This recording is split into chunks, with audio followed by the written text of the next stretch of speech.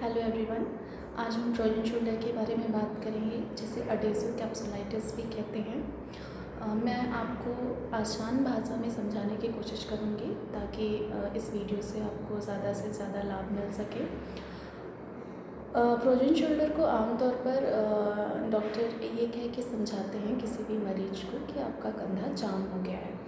अब ये कंधा जाम होना होता क्या है और इसका होने का कारण क्या है और इसका इलाज हम कैसे कर सकते हैं। तो सबसे पहले फ्रोजन शोल्डर या फिर कंधा जाम होना क्या होता है। फ्रोजन शोल्डर में हमारे कंधे का जो जोड़ होता है उसके आसपास कैप्सूल होता है। उस कैप्सूल में टाइटनेस आ जाता है, जिसे हम हिंदी में कड़ापन कह सकते हैं। और उस जोड़ के कंधे के जोड़ के आसपास जितने भी टेंडन्स यानी हमारे मांसपेशी का जो आखिरी हिस्सा होता है और लिगामेंट्स जो हमारी जोड़ को मजबूती देते हैं, जिससे हमारा जोड़ खिसके ना, उसमें भी टाइटनेस कड़ापन आ जाता है।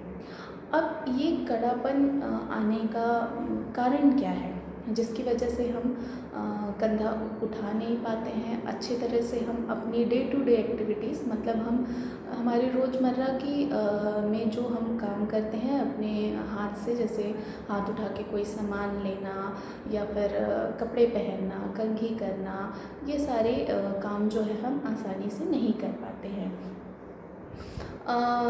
जनरली कंधा जब हमारा जाम होता है, जब हमको फ्रोजन शोल्डर होता है, तो देखा गया है कि जिन लोगों में ये होता है वो लोग ओवरहेड एक्टिविटीज़ नहीं कर पाते हैं। अब ओवरहेड एक्टिविटीज़ मतलब हमारे सर के ऊपर ले जाने में जो भी हमारे हाथ का यूज़ होता है, ऐसे काम, वो काम हम नहीं कर पाते हैं। उसको करने में हमें तकलीफ़ महसूस होती है, कंधे में दर्द होता है।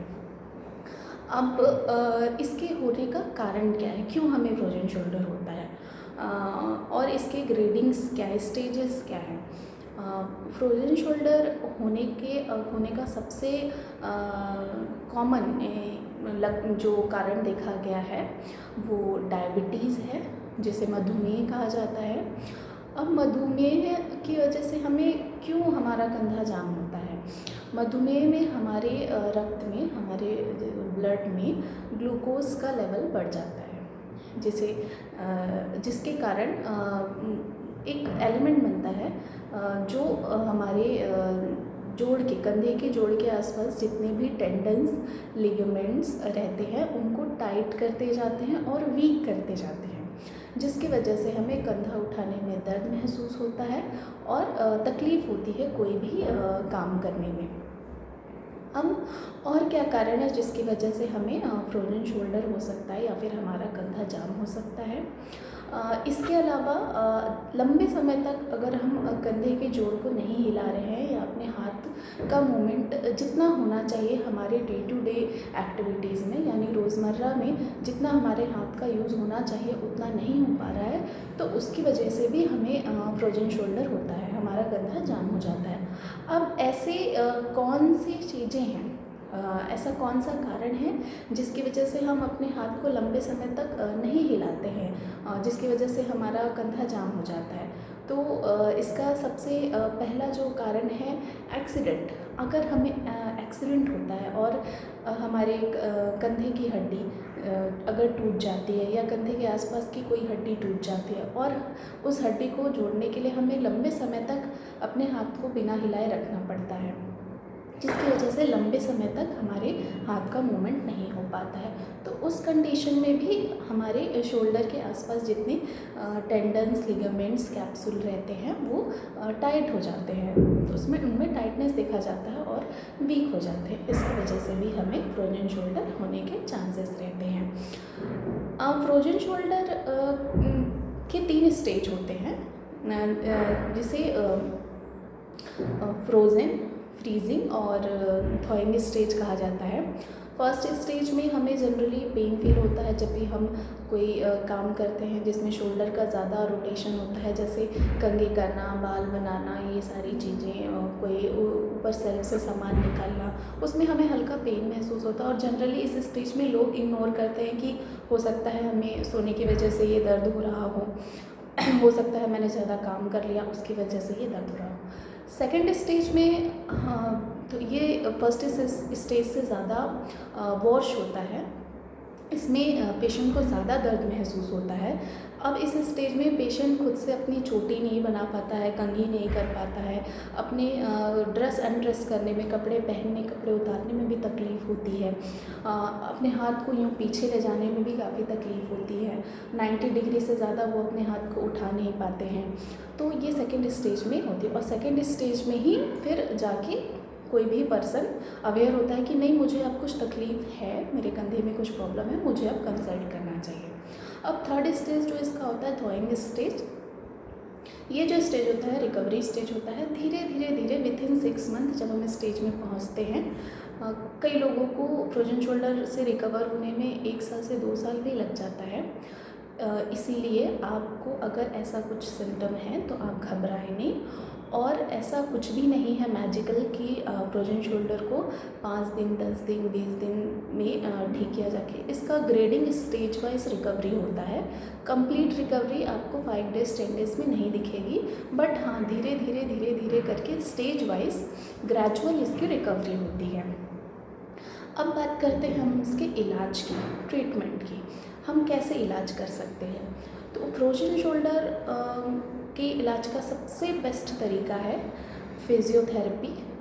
प्लस अगर आपका पेन बहुत ज़्यादा है, अगर आपको रेस्टिंग कंडीशन में, यानी अगर आप अपने कंधे का मूवमेंट नहीं कर रहे हैं तभी भी आपको पेन हो रहा है, तो उस कंडीशन में आप pain killers, anti inflammatory drugs होते हैं, किसी डॉक्टर्स के द्वारा प्रिस्क्राइब करके आप उन्हें प्रिस्क्राइब्स करवा के आप उन्हें ले सकते हैं।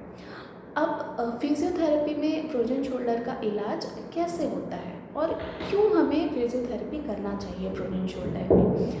ऐसा नहीं है कि मैं एक फिज़ियोथेरेपिस्ट हूँ इसलिए आपको एडवाइस कर रही हूँ कि फ्रोजन शोल्डर में फिज़ियोथेरेपी ही कारगर है। इसका कारण है, फ्रोजन शोल्डर में जनरली क्या होता है कि हमारा कंधा जाम हो जाता है, मतलब हमारे कैप्सूल टाइट हो जाती है, टेंडन्स टाइट हो जाते हैं। अब घर पे जब पेशेंट इसके एक्सरसाइज खुद से करने की कोशिश करता है, योग करता है, किसी से पूछ के कुछ एक्सरसाइज करने की कोशिश करता है, बट उसको कंप्लीट रिकवरी नहीं हो पाती है। जब आप एक फिज़ियोथेरेपिस्ट डॉक्टर के पास जाते हैं तो वो कंधे के जोड़ का स्पेशलाइज्ड मोबिलाइजेशन एक्सरसाइजेस होते हैं, जो कि हर मूवमेंट को, शोल्डर के हर मूवमेंट को, जैसे सामने की तरफ के मूवमेंट के लिए अलग एक्सरसाइज होते हैं, पीछे की तरफ के मूवमेंट के लिए अलग एक्सरसाइजेस होते हैं, वो खुद से कराते हैं, जो कि आप घर पे खुद से नहीं कर सकते। हाँ, कुछ ऐसे एक्सरसाइजेस हैं जिन्हें आप घर पे करके थोड़ा आपको रिलीफ मिल सकता है, लेकिन आपको कंप्लीट रिकवरी आप सेल्फ एक्सरसाइज करके नहीं कर सकते। कहीं ना कहीं वो इनकम्प्लीट रिकवरी ही रहेगी। इसीलिए कभी भी आपको अगर ऐसा लगता है कि आपको फ्रोजन शोल्डर है तो आप ज़रूर किसी फिज़ियोथेरेपिस्ट से कंसल्ट करें, उनसे सलाह लें कौन कौन से एक्सरसाइज करने हैं, कौन कौन से नहीं करने हैं। मैं आपको अपने सेकंड वीडियो में फ्रोजन शोल्डर के इजी एक्सरसाइजेस बताऊंगी जो कि आप घर पे कर सकते हैं। इस वीडियो में मैं कंप्लीट आपको इन्फॉर्मेशन दे रही हूँ कि फ्रोजन शोल्डर में क्या क्या हमें करना चाहिए, क्यों होता है।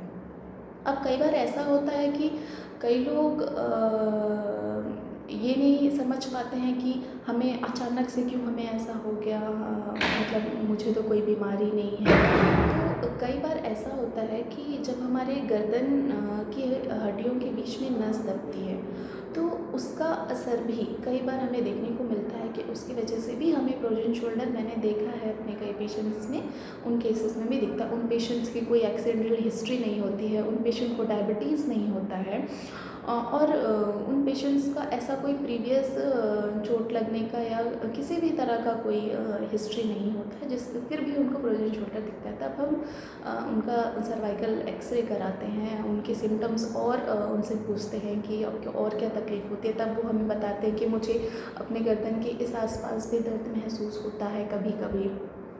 तब हम उनसे पता लगाते हैं कि हाँ, इसकी वजह से भी होता है। तो कई केसेस में सर्वाइकल स्पॉन्डिलाइटिस के केसेस में भी, रेडिकुलोपैथी के केसेस में भी फ्रोजन शोल्डर होने के चांसेस रहते हैं। होप आपको इस वीडियो से कुछ ना कुछ जानकारी ज़रूर मिली होगी जिन क्वेश्चंस का आप आंसर ढूंढ रहे थे। अगर किसी भी तरह की आपको क्वेरी है, कुछ आप पूछना चाहते हैं, अगर मैं कुछ बताना भूल गई हूँ और आपके कुछ क्वेश्चंस हैं, तो आप मुझे कमेंट बॉक्स पर ज़रूर अपने क्वेश्चंस पूछ सकते हैं। Thank you so much.